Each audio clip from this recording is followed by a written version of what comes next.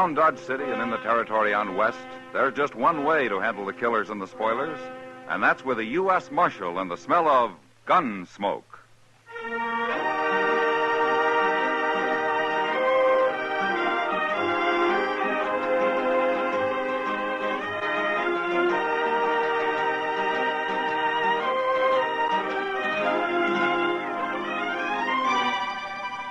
Gunsmoke, starring William Conrad. The story of the violence that moved west with young America. The story of a man who moved with it. Matt Dillon, United States Marshal.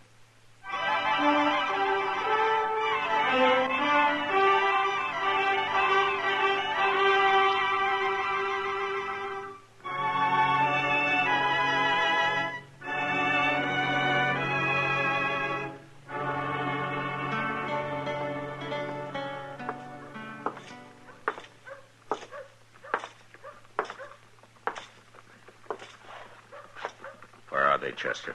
Bissell's in the barber shop, Mr. Dillon. There's 3 of his boys waiting outside and a couple more in with him. All right. You think we might better take care of them separate than all together, Mr. Dillon? Can't take care of them at all, Chester, unless they do something. I'd as soon not wait for it to happen. Have they seen you? No, sir, I don't think so. I've been mostly around the corner here, out of sight. That's good. All right, keep me covered with you. Now, here, you ain't going in there alone. Yeah. Now, you can't do that. They take one look at your badge and they'll draw. I don't think there'll be any shooting, Chester. Yes, sir.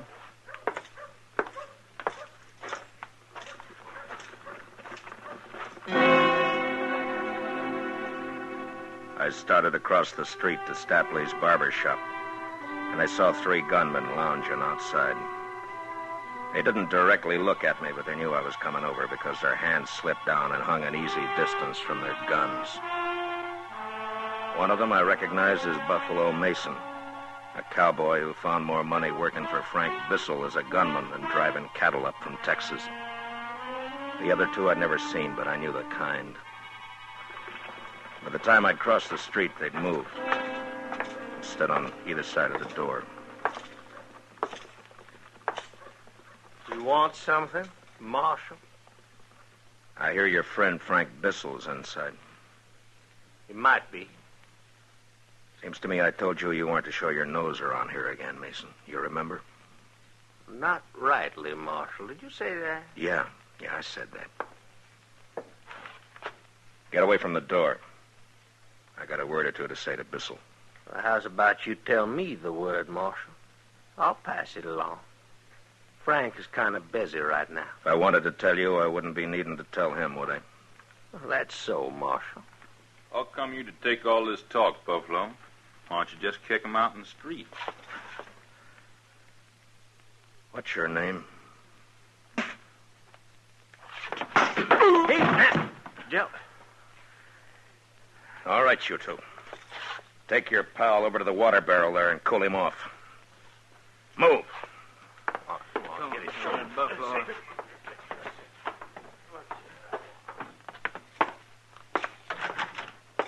Howdy, Marshal Dillon.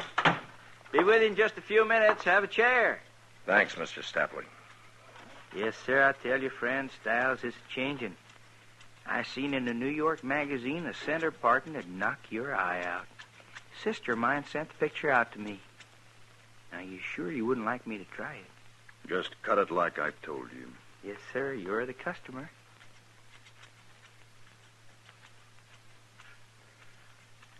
Tom, Yes, Frank?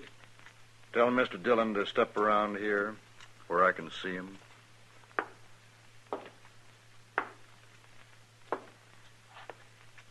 You hear what Frank says, mister? I heard him.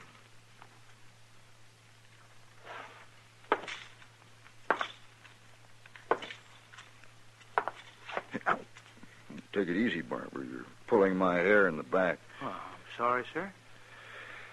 You know what I can see in the mirror, Mr. Dillon? A lot of things, I guess. I can see outside the door. I saw a friend of mine out there a minute ago, and I saw a fella whip him on the head with his 6-gun. That's funny. I saw the same thing. My friends don't like being buffaloed. Well, they should have done something about it. They should. Maybe they will. Maybe. Now, I got something to say, Bissell. Bissell? Frank Bissell? Keep on cutting, Barber. I ain't cut no killer's hair. No, sir. If I'd known who you was, I never... You heard him. Finish. It's all right, Mr. Stapler. You go ahead. Yes, sir. I know your reputation, Bissell, but right now I got no cause to arrest you. So far as I know, you're clean in this territory. But you're not staying here. As soon as you're through in that chair, you and your pals are getting out of Dodge. Well, we just got here, Mr. Dillon. We thought we'd put over for a spell. Here you got mighty fine entertainment here. It doesn't start till after nightfall. And you're going to be gone by then. Funny thing, Mr. Dillon, I've heard a lot of talk about you. Buffalo Mason says he had a run-in with you a few months back. I thought you were a different man to what I see. So? So, you're not much. Kind of windy, but not much. Tom, give the marshal a $5 piece and show him the door. That's for your duty, Mr. Dillon. Are you all through with him, Mr. Stapley? Yes, sir. I'm all through. Okay. Now get up out of that chair, Bissell. I knew what they meant about Frank Bissell when I saw him smile as he got out of his chair. It was the smile of a man who says one thing with his lips and another with his eyes. He reached down to his holster and then around to his pocket, pulled out a bill and passed it to the barber. He'd made his move like he wanted to get me to draw. And when I didn't bite, he pulled his hat off the peg and came over to me. The two boys with him went past us and waited by the door. It's like I say, Mr. Dillon, my boys and I are here for some resting and playing. Now, if you want a private little war, you can start gunning for us any time you want. But you'll have to start it. You've got until sundown to leave town, Bissell. Marshal, you didn't hear what I said at all. Sundown. If you're still around after that, you'll all go to jail. We don't want any trouble. We want to take it nice and easy. You take it easy, too, huh? I'll be seeing you.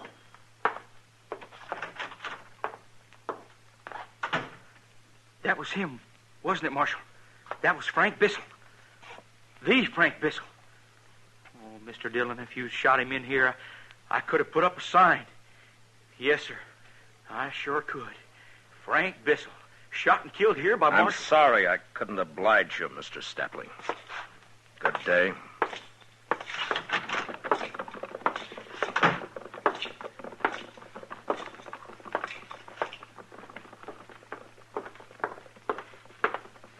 Mr. Dillon?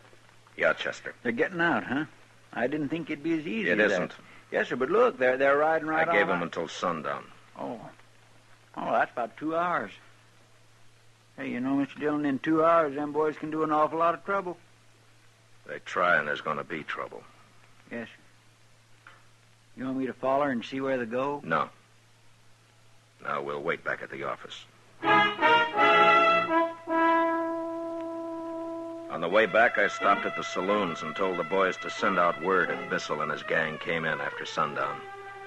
I told them I'd be waiting in the office. When I got to the Texas Trail, Kitty was leaning against the bar, singing. A half a dozen cowboys were standing around, drinking, but listening quietly. It was a kind of a sad song. Home on the range, where the deer and the antelope play,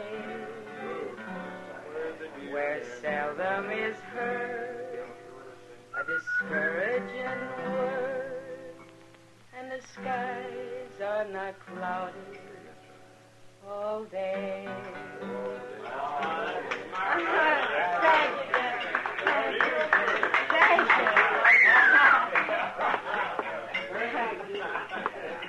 Hi, Matt.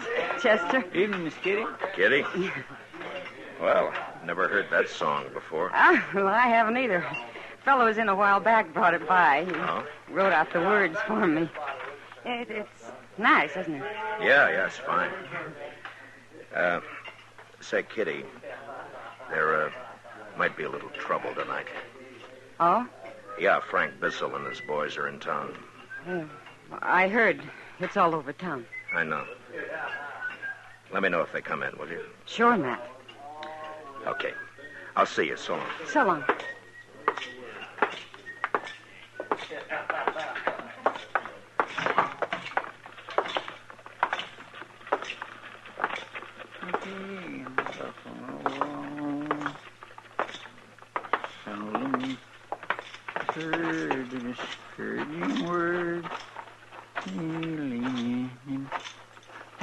Mighty tuneful, Mr. Dillon. You feel like stopping by Delmonico's for supper, Chester? Well, Mr. Dillon, I'm kind of low this week. You see, I sent east for one of them new suits Mr. Hightower was telling about. You know, the ones that's got the vest and all? The thing cut away here and then fine and tight up here. I'm sure you'll look fine in it, Chester. Come on, let's get supper. I got money.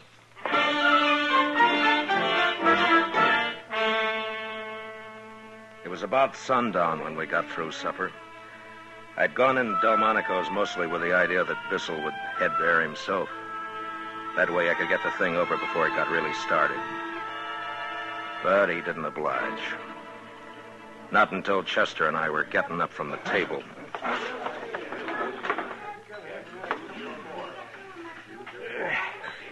My gracious, Mr. Dillon. I feel swole up like an overfed puppy dog. You look like one. Mr. Dillon, look. Coming in. Yeah, I see him. All right, let's go.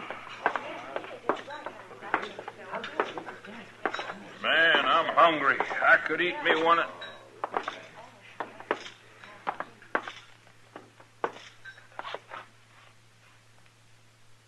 Well. Hello, Mr. Dillon. Say, how's the food in here?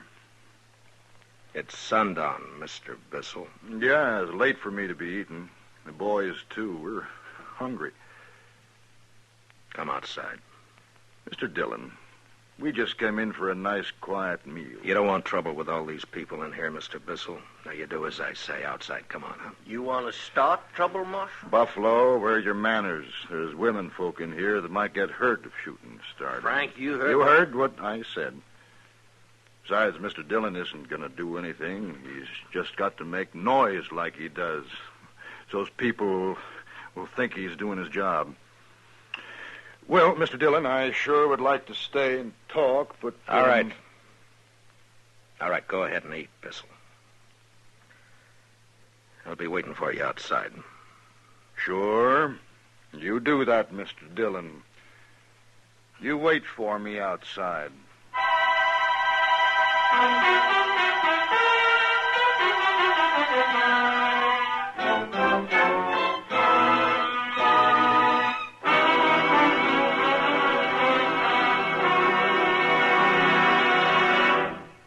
We will return for the second act of Gunsmoke in just a moment. But first, America's best-dressed woman wears the uniform of a nurse. This uniform is a symbol of service to humanity and of an honored and respected profession. The nurse's uniform is an open sesame to many fascinating fields aiding the medical profession: research, rehabilitation, work with the men in service, to name only a few. Young woman, if you are a high school graduate, you can enroll now as a student nurse at your nearest hospital. Consult the Nurses Registry Desk or Collegiate School of Nursing. You can become one of America's best-dressed women and wear the uniform of a nurse.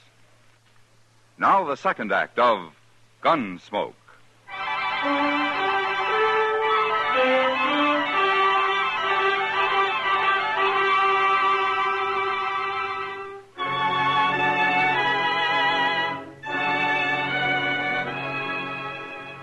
I knew there'd be a lot of talk in Dodge.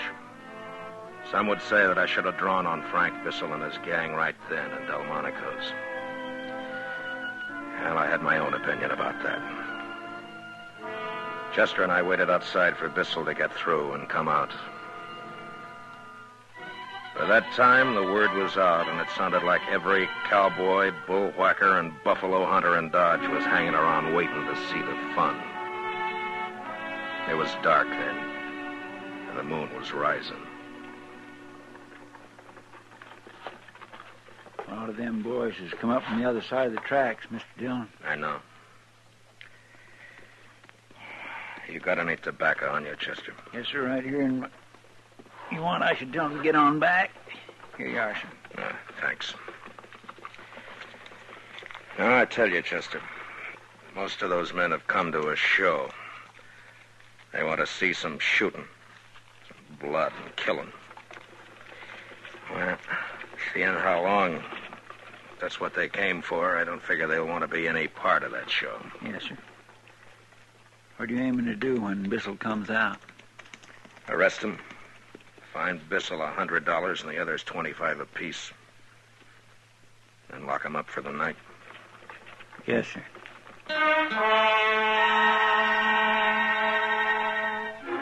The crowd got bigger, and it got quieter, too.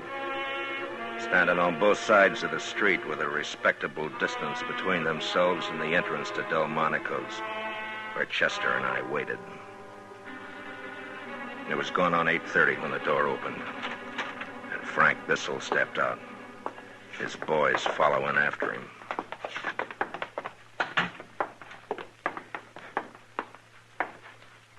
You still waiting, Mr. Dillon? I thought you'd be somewhere rolling drunk by now. You're under arrest, Bissell. And all of you. What have we done?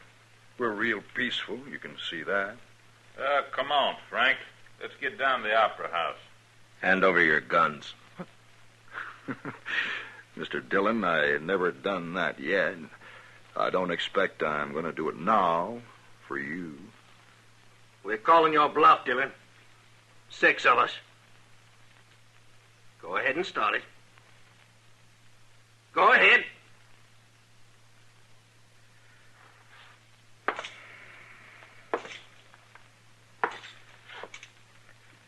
I don't want any killing, Bissell. Now you come in quietly. No, Mr. Dillon. I'd made up my mind even before he answered because I knew he wouldn't back down. And the crowd was watching. And in that same second, through the window of the restaurant, I saw the figures of 2 women and a child making for the door. They were right in line with any shooting I might do. Bissell and the others were directly in front of them. And now they had their guns drawn. And mine was still in its holster.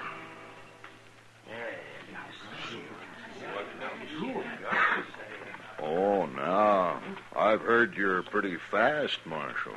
We'll talk, Frank. Lots of talk, that's all. Sure. Now, you be a good fellow and go about your business. We're going down to the Opera House. Don't come looking around because next time we might have to be real painful with you.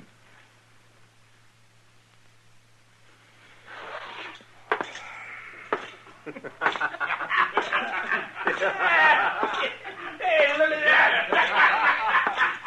You better get out of town, Marshal Dillon. You're through!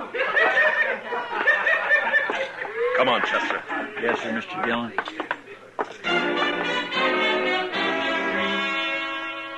I'd made 2 mistakes.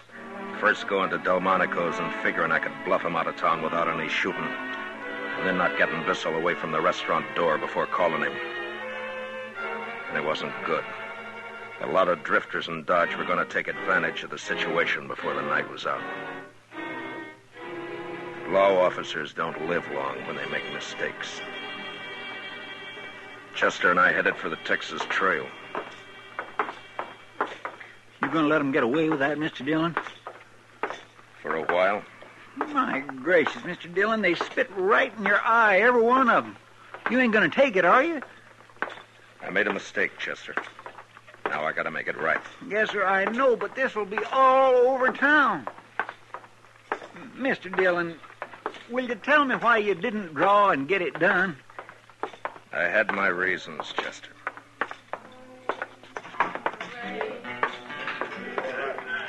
Where the deer and the antelope play, where seldom is heard a discouraging word, and the skies are not cloudy all day.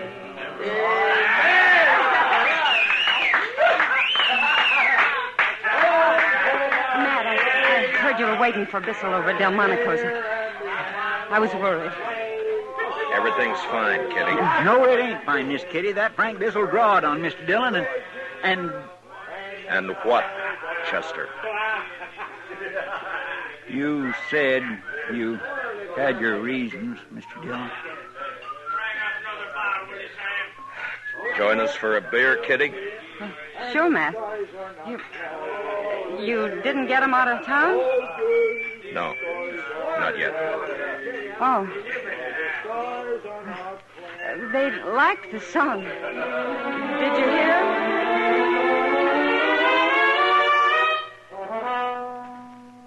We sat in the Texas Trail.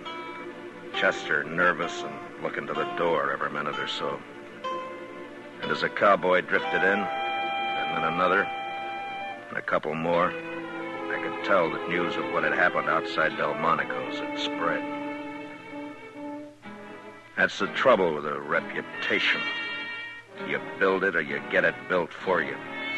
It's like a trap. You gotta stay a step ahead of it. If you don't, there's always the question. Even with the people you think you know real well. Like Chester and Kitty. And I knew they were wondering why I'd backed down.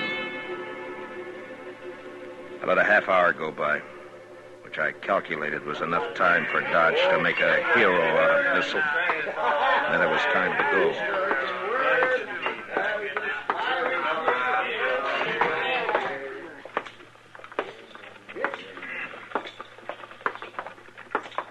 Where are we going, Mr. Dillon? The Opera House. The Opera House. That's where they've gone, ain't it? That's right. Well, good. I want you to stay out of this, Chester. Oh, now, Mr. Dillon... You heard what I said. Yes, sir.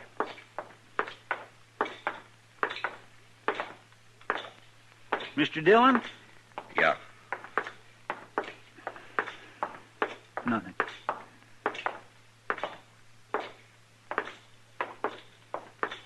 Now remember what I said, Chester. Keep out of it until you're told. All right, Mr. Dillon, I will.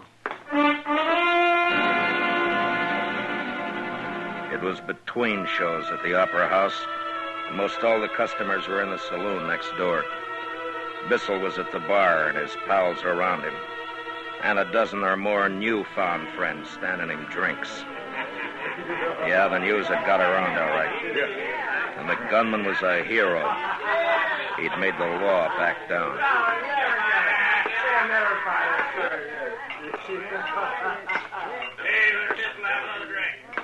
Look who's here, boys. Hey, Frank. Look here. Marshal Dillon. Didn't I get through telling you a while back? Are you drunk, Bissell? I never get drunk, Mr. Dillon. Well, I'm glad to hear it. All right, you other men, get away from the bar, quick. You six stay where you are. I'm telling you. Now, anybody who wants to stay with Bissell and his gang's going to get hurt. Now, you move.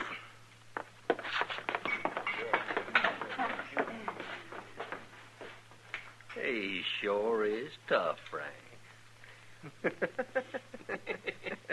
Okay. Mr. Bissell. Draw. Oh, now, Mr. Dillon, you don't want me to do that. Hey, leave me do it, Frank. I need the practice. No. No, wait a minute. No, I think he means it. Sure, Mr. Dillon. I guess I have been riding you pretty hard. Sure. Anytime you... Well, when are you going to draw, mister?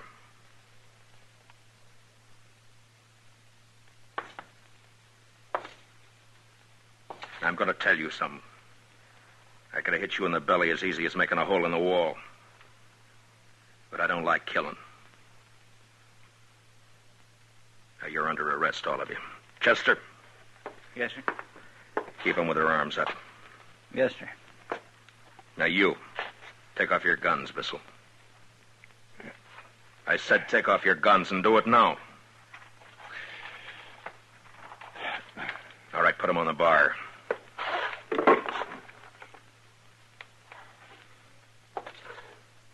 Now, I'm putting my gun on the table here. If I'm not on my feet to get it when you and I are finished, it's yours. And I'm through as marshal here. Yeah. Come on, Frank. Get him. Stop. Hit him, Frank.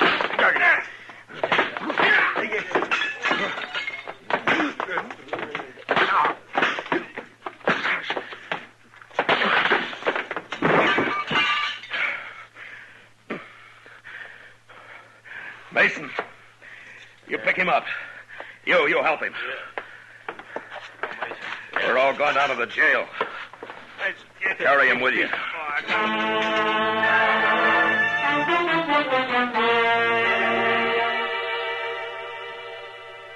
So I made a show for the town. And a lot of big words to go with it, and they swallowed it. And Bissell and his gang lost everything, including their conceit. We put them in jail overnight, and the next morning each man was fined $25, Bissell $100. And they rode out of Dodge. I'd be a liar if I didn't admit I did a little more than my job when I threw my gun away and worked Bissell over with my fists. He was a hard man, and I might have lost. Except that I had my reputation to think about.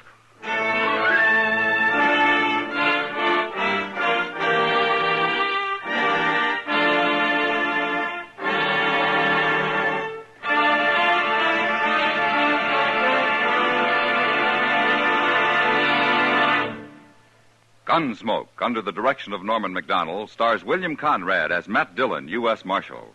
Tonight's story was specially written for Gunsmoke by Anthony Ellis, with music composed and conducted by Rex Corey. Featured in the cast were John Daner, Lawrence Dobkin, Barney Phillips, Jack Crucian, and Howard McNear. Parley Bear is Chester, and Georgia Ellis is Kitty. Gunsmoke is heard by our troops overseas through the facilities of the Armed Forces Radio Service. Join us again next week as Matt Dillon, U.S. Marshal, fights to bring law and order out of the wild violence of the West in Gunsmoke.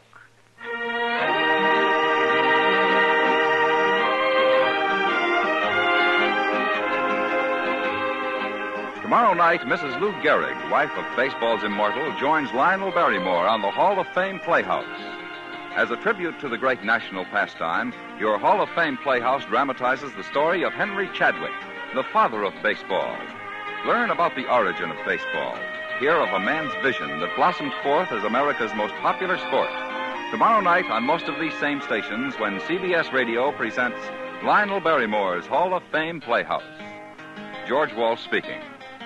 And remember, every Sunday evening, the Theater of Stars invite you to the best in drama with your favorite stars on the CBS Radio Network.